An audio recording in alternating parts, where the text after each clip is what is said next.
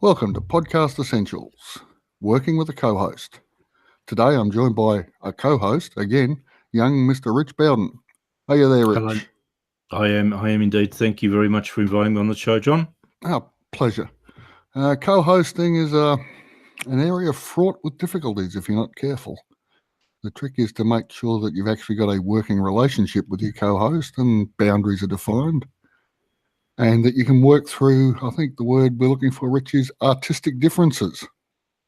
Yes, you've used that a number of times, but totally correct, John. Yeah. So basically, there's a question to ask yourself before getting a co-host is, do I need one? Most monologue shows and interview shows are quite acceptable, good for the listener, pass on value and information. A co-host, though, can add a level of nuance and depth and perspective change over time. So particularly if you're dealing with topics that can be a little bit controversial or topics with more than one point of view, so that your co-host, excuse me, the two co-hosts can come at the same problem from different angles. Particularly so in political shows, but they can often descend into just screaming matches. So it's important to work out what the tone of your show is before you start, and that both co-hosts agree to what's going on.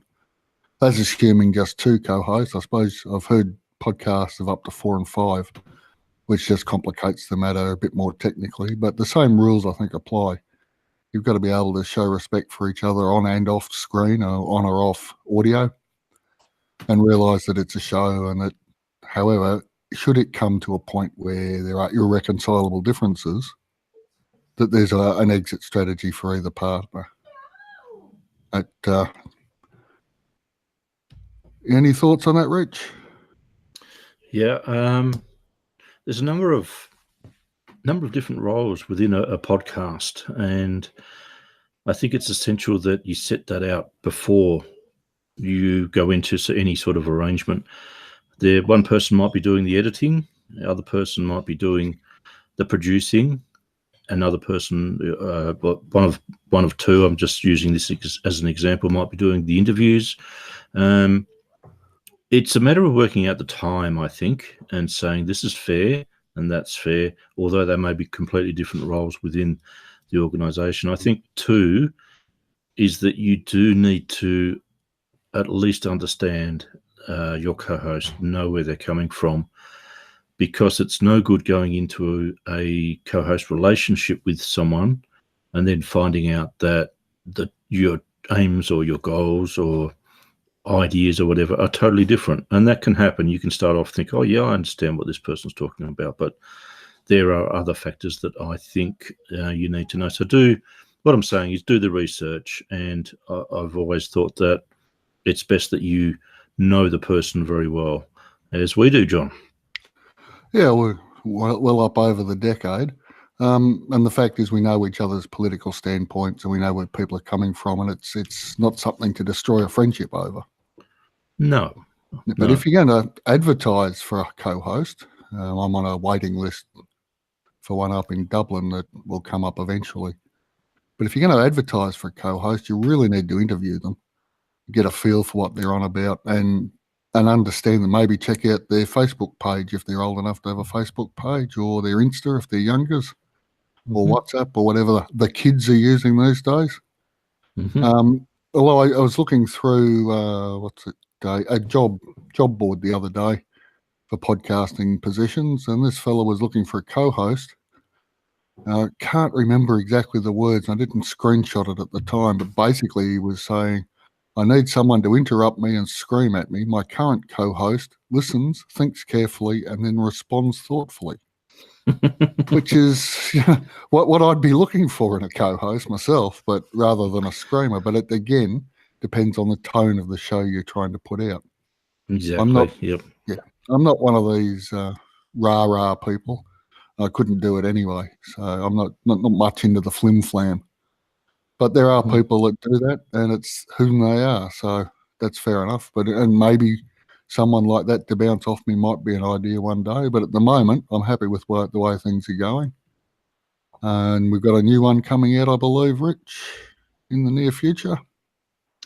Yeah, we've got a bit of a rebranding of an old podcast that we're doing, and we're still doing Big Ideas Factor at the moment, and that, in a way, is often the most exciting part. We're on different sides of the world, John, but we can knock around ideas, and one of us will come up with an idea, and the other one will say, "Well, that's just not feasible," and don't take offence, and okay, just adjust accordingly. So yeah, hoping to do one on around permaculture, John, and at the moment we're not quite sure exactly how it will be, but it would be permaculture plus, and what that entails is just still up in the air at the moment, but yeah, exciting times. And the planning process is a time, I think, to get your co-hosts together and on the same page. I remember before we started the Real Food Chain, you'd had an idea to do something similar with someone else, but there had been, I think the words you used were artistic differences. They were. Yeah, and that happens, and it's probably better to bail out early rather than try and force a show onto the air that's just going to be full of, people can feel and hear the tension in the voices. I mean, and then if there's that artistic difference, co-hosts will fail to turn up sometimes. And that's the other thing, of course, with a co-host. If someone has something turn up in their life outside of podcasting, it is possible for the co-host to fill in and carry on just so that the show still comes out. It's like having a safety net in a way. It's not the same show as it would have been with two people on, but it's still a show, and it's still getting out there to your listeners' ears and maintaining the consistency of the schedule, which is important, I believe. It's a fairly straightforward thing, co-hosting, but there's also the technical side. On this occasion, Rich and I are using Google Hangouts on air, or is it called YouTube Hangouts or something? I don't know. But we're using the Hangouts feature through YouTube, and we'll rip the audio out and put that up later. But there are other ways of connecting with your co-host if you're not in the same room. We've used Cast in the past. Poetic of me there, wasn't it, Rich? Very good indeed. And that's okay as long as everyone's got an up-to-date Chrome browser on their laptops or desktops, and their internet standards, the internet bandwidth is high enough. But I'm starting to become a fan of this Google Hangouts because it gives you two sorts of media. Then you've got your video, and then you can take the audio out and edit that down to whatever, because you get some strange pinging noises sometimes, like the old shortwave radio sounds, which is always a treat when you're editing, and suddenly that kicks in. But so equally, depending on where your co-host is, you have to know the level of technology in both areas. So that some places, I know some places in Australia and some parts here in Ireland are still on 2G or dial-up, and it's really difficult to get a good connection. So there might be other ways around it, perhaps have a telephone conversation and record each end separately and then transfer the files to whoever's doing the editing, and they can sync them up. That's the thing. The thing with Google Hangouts is, of course, we only get the one track. So if we talk over each other, but being the consummate professionals that we are, Rich, this doesn't seem to happen too often. Never. Keep talking, and I'll try and talk over the top of you. Yeah. Look, I was just going to add something quickly there. When you said beautifully done. I was going to say about Cast. Don't forget that Cast, you can't use tablet, can't use phone. We had that a few times, didn't we, John, where we try and interview a guest and then they only had tablet, wouldn't accept it. So other than that, Cast seemed to be fine, as long as the internet connection was good. Yeah. Now, there was a thing on a Facebook group I'm part of today where this particular person was having trouble with recording in Skype, so I suggested Cast and Hangouts. And because Skype's going to be adding another layer to the background, so it sounds like you're on a telephone from the 1970s or 80s or something. Yep. It will give a very nice hum in the background, which really is fine on a telephone, I guess, but not that special for podcasting. No, because you need the audio to be a certain quality. I did read somewhere that Skype is introducing a Skype recorder, a native Skype recorder. But to be honest, I've never been a big fan of Skype anyway. With Cast, when you do the recording, you get separate tracks, so you can edit each one separately if that's what you want. If there's bad noise on one, you can reduce the noise or just on that without the other. And the other bonus is, of course, that it's already synced up. So that when whoever hits record, it starts recording at both ends at the same time, so you don't have to fiddle it up, moving, taking little bits out here and there to resync the audio, which you can get if people record on their laptops at either end. That's right, yeah. Because every laptop has a different clock in it, even though they're allegedly the same, but there's variation because of nature. And the other thing to be aware of, a little bit of, well, it's not breaking news, it's probably old news now, but I thought I wanted to bring it up because I haven't touched on it yet, is the new Google Podcasts app. Have you had anything to do with it yet, Rich? Only that I've heard about it, John, but I'm interested to learn a bit more. So I had a fiddle on Mrs. World Organic News's Android phone. And apparently I thought they just scraped from iTunes because all of the things I do popped up without any drama. But reading a bit further, apparently they're drawing the RSS feeds off people's websites. And while it's a very early version, and it's probably good for getting people into podcasting, for power users, people who listen to over 100 podcasts, it might not be ideal. But it's a good first start. And if it becomes part of the native Android system, the same way that Apple's podcast app became part of Apple and you can't delete it, I suspect it'll open up a whole lot more people. So in the English-speaking world, at least, there's a fairly high penetration of Apple. But in places like India and Africa, Android phones far outnumber iPhones by 7-8 to 1. And it's still 65-70% of all podcast downloads are coming through Apple devices.